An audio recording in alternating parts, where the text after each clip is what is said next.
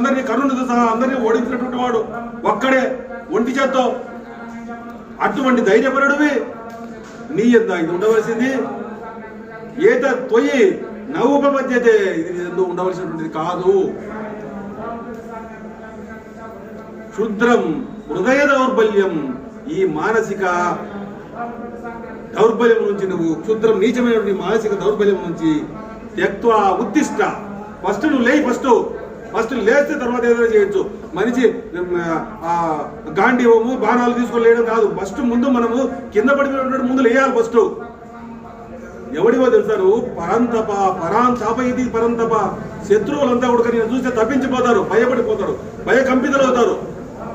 అటువంటి వాడి యందు ఇది ఉండవలసినటువంటి లక్షణము.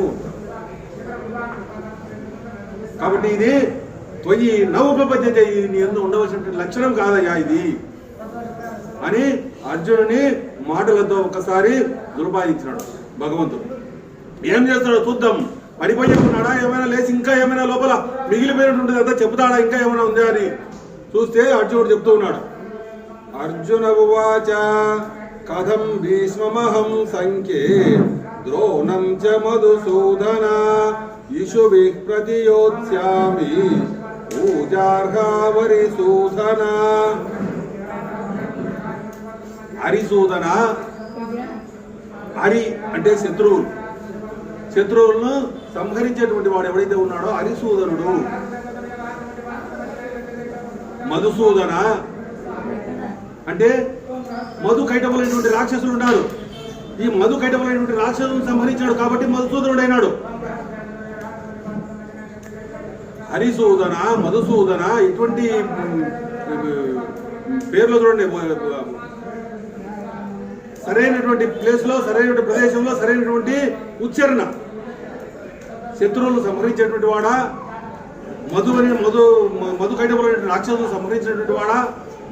మధు బయట బాహ్య ప్రపంచంలో మధు కైటములు అనేటువంటి రాక్షసులు వాళ్ళే కాదు, అంతరంగంగా ఉన్నాడు ఒక మధు అంటే తేనె అని కూడా అర్థం.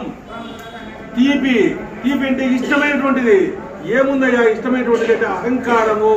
నాలో ఉన్నటువంటి అహంకారం నాకు తీపి, నేనంటే నాకు ఇష్టం, మిగిలినటువంటిది అంతా కూడా నా తర్వాతనే.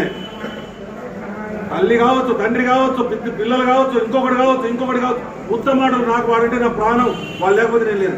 ఫస్ట్ నీకు నువ్వు ప్రాణం అయితేనే వాళ్ళు నీకు ఇష్టపడతారు. నీకు ఎక్కడి నుంచి వచ్చింది అది? నీకు నిన్ను నువ్వు గుర్తిస్తున్నావు కాబట్టి మిగిలినటువంటి నీకు అటాచ్మెంట్స్ అవన్నీ కూడా వాళ్ళు నీకు సంతోషాన్ని ఇస్తున్నారు, వాళ్ళు ఆనందం ఇస్తున్నారు కాబట్టి వాళ్ళతో ఎంజాయ్ చేస్తున్నావు. నీకు సంతోషం ఇచ్చేటువంటి వాళ్ళు, ఆనందం ఇచ్చేటువంటి వాళ్ళు అది ఇవ్వలేదనుకో ఇమ్మీడియట్గా తీసి పక్కన పడేస్తావు. వాడు కొడుకు కావచ్చు, భార్య కావచ్చు, తల్లి కావచ్చు, ఎవరైనా కావచ్చు. నిన్ను తృప్తిపరుస్తేనే వాళ్ళందరూ నీకు.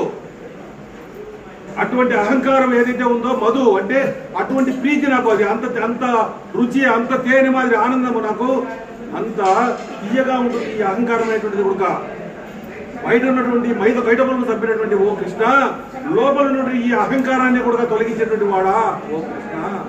హరిసూదన అంటే లోపల ఉన్నటువంటి శత్రువులు, అదే కాకుండా లోపల హరిషట్ వర్గాలు, కామ క్రోధ లోభ మోహ మదమాత్సర్యాలైనటువంటి హరిషట్ వర్గాలన్నీ కూడా తుదముట్టించేవాడా ఓ కృష్ణ.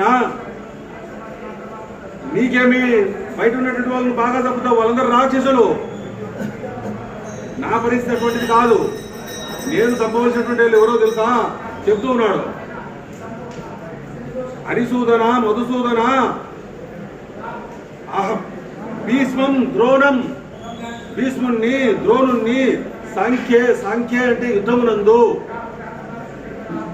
ఈ యుద్ధమునందు అహం నేను, ఇసుభి అంటే బాణాలను, కథం ఎలా, ప్రతియోత్సామి ఎదిరించగలను.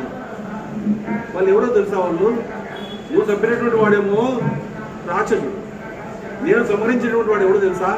నా బంధువు. ఎవరో తెలుసా? నాకన్నా పెద్దలు. ఇంకా ఎవరో తెలుసా? గౌరవనీయులు. ఇంకా ఎవరో తెలుసా?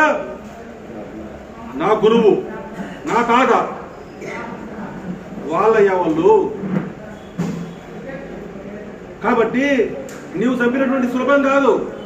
వీళ్ళు నా బంధువులు, నాకన్నా పెద్దలు, గౌరవించబడినటువంటి వాళ్ళు, నాకు విద్య నేర్పించినటువంటి గురువు.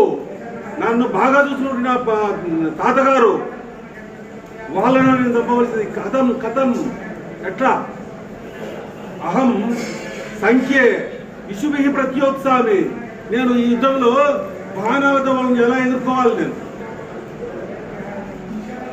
ఇంకా వాళ్ళు ఎవరో తెలుసా నీకు? వాళ్ళకు నేను పూజార్హ. వాళ్ళు పూజలకు అర్హులయ్యా. వాళ్ళు చంపించేదాని కోసం ఉండేటువంటి వాళ్ళు కాదు. వాళ్ళని నేను పూజించుకోవాలి. వాళ్ళంతా కొడుక ఆయన నా ఆచార్యుడు, ఈయన నా తాత. ఇటువంటి వాళ్ళని నేనేం చేయాలి? చంపేదానికి కాదు నేను ఉండేది, వాళ్ళని పూజించాలి. పూజార్హ, పూజలకు అర్హులోళ్ళు. అటువంటి వాళ్ళని నేను చంపాలన్నా అని చెప్తూ ఉన్నాడు. కథం భీష్మహం సంఖ్యే ద్రోణం చ మధుసూదన. భీష్ముణ్ణి ద్రోణుని సంఖ్య అంటే యుద్ధం నందు విషుమికి ప్రత్యోత్సామి. నేను బాణాలతో ఎలా ఎదుర్కోవాలి? వాళ్ళు బాణాలతో ఎదుర్కొనేటువంటి వాళ్ళు కాదు. వాళ్ళు నాకు శత్రువులు అయితే, ఇంకొకరైతే నేను ఎదుర్కొనేవాడిని. ఇంతవరకు నేను ఎన్నో చేసిన, ఎంతమందినో చంపినా వాళ్ళందరికీ నాకేం ప్రాబ్లం లేదు. ఇక్కడ ఉన్నటువంటి వారు వీరు ఎవరో తెలుసా? నేను పూజించాలి వాళ్ళను, ఆరాధించాలి వాళ్ళను, భక్తి భావన కలిగి ఉండాలి నాకు వాళ్ళ మీద. అటువంటి వారు వీళ్ళంతా కూడా. వాళ్ళను నేను ఏ విధంగా యుద్ధంలో ఈ బాణాలతో నేను వాళ్ళని ఎదిరించగలను అని కృష్ణుని అడుగుతూ ఉన్నాడు. తర్వాత శ్లోకం. గురు నహత్వాహి మహానుభావాన్ శ్రేయో భోక్తుం వైక్ష్మమపీహ లోకే అత్వార్థకామాస్తు గురూనిహైవ భుంజీయ భోగాన్ రుచిర ప్రతిగ్ధాన్